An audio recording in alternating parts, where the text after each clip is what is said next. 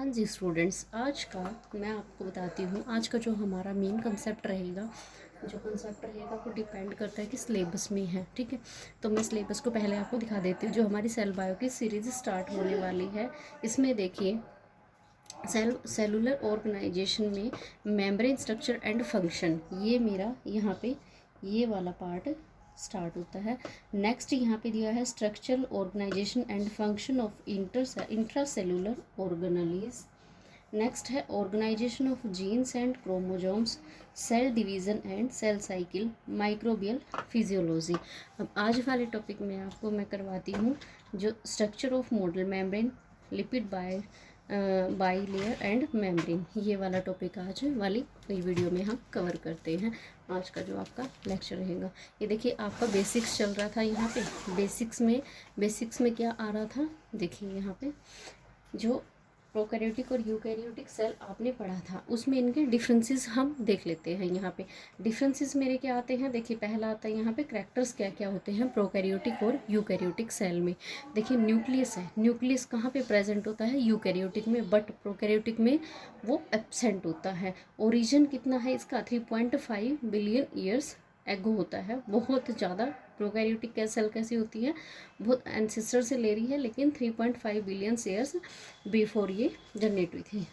Eukaryotic में 1.5 billion years before होता है। नेक्स्ट इसका साइज होता है, इसका स्मॉल होता है, इसका लार्ज होता है। वॉल्यूम जो होता है, सरफेस एरिया, सरफेस वॉल्यूम होता है, जो रेशो होता है वो इसका प्रोकैरियोटिक में हाई होता है और यूकैरियोटिक में लो होता है। डीएनए जो होता है प्रोकैरियोटिक में सिंगल सेल सर्कुलर जो होता है मॉलिक्यूल होते हैं, क्रोमोजोम्स में प्रेजेंट होता है। और जो यूकैरियोटिक हो गया, यूकैरियोटिक में कैसा होता है, देखिए due to plasma membrane can't perform all functions as organise required, जितना कि यहाँ पे रिक्वायर्ड होता है। मल्टीपल मॉलिक्यूल्स होते हैं क्रोमोजोम्स के, और यहाँ पे कैसा होता है, लीनियर वाला एसोसिएटेड होता है। कॉम्प्लेक्सिटी कैसी होती है, इसमें लेस होती है और इसमें हाई होती है। यूनिट मेम्ब्रेन बाउंडेड ऑर्गेनेलीज जो होती है हमारे पास, वो इसमें एब्सेंट होती है लेकिन इसमें प्रेजेंट होती है। राइबोसोम जो होता है, राइबोसोम कौन सा होता है, 70S का होता है, और यहाँ पे 70S और 80S का होता है। माइटोसिस और मियोसिस प्रोकैरियोटिक में एब्सेंट होती है लेकिन यूकैरियोटिक में प्रेजेंट होती है। सेक्सुअल रिप्रोडक्शन जो होता है, सेक्सुअल रिप्रोडक्शन प्रोकैरियोटिक में एब्सेंट होता है लेकिन यहाँ पे प्रेजेंट होता है। अब देखिए यहाँ पे क्या होता है, जो बाइनरी फिजन होता है, बाइनरी फिजन यहाँ पे प्रेजेंट होता है जो प्रोकैरियोटिक सेल है, लेकिन बाइनरी फिजन यूकैरियोटिक में एब्सेंट होता है। साइटोस्केलेटन की अगर हम बात करें, साइटोस्केलेटन प्रोकैरियोटिक में एब्सेंट होगा, और यहाँ पे जो होगा हमारा यूकैरियोटिक में साइटोस्केलेटन कहाँ पे होगा, माइक्रोट्यूब्यूल्स, माइक्रोफिलामेंट और इंटरमीडिएट फिलामेंट्स जो प्रेजेंट होते हैं। नेक्स्ट है मोटेलिटी। मोटेलिटी किसकी वजह से होती है, ये फिलामेंट्स की, जो भी फ्लैजिला हो गया, क्या होते हैं, लोकोमोटरी ऑर्गन्स जिनको हम बोलते हैं, रोटरी मोटर ऑर्गन्स बोलते हैं, ड्राइव्स बैक्टीरियल फ्लैजिलम से होते हैं।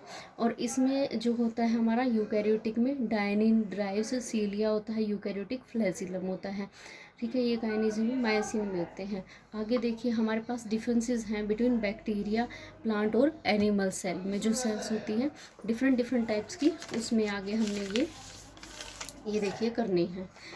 करैक्टर्स जो होते हैं, देखिए आगे ये बहुत बेसिक से करैक्टर हैं, ये देख लीजिए। यहाँ पे एक्सटीरियर स्ट्रक्चर जो होते हैं, यहाँ पे सेल वॉल होती है, देखिए एक्सटीरियर स्ट्रक्चर इनको ही बोला गया है सबको। और जो सेल वॉल होती है बैक्टीरिया में प्रेजेंट होती है, एनिमल में एब्सेंट होती है और प्लांट में प्रेजेंट होती है।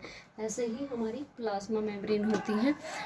प्लाज्मा मेम्ब्रेन जो होती है बैक्टीरिया में प्रेजेंट होती है, एनिमल में प्रेजेंट होती है और प्लांट में भी प्रेजेंट होती है। फ्लैजिला समटाइम्स बैक्टीरिया में प्रेजेंट होता है, समटाइम्स प्रेजेंट होता है एनिमल्स में। और यहाँ पे जो प्लांट्स होते हैं, sperm of few species possesses flagella.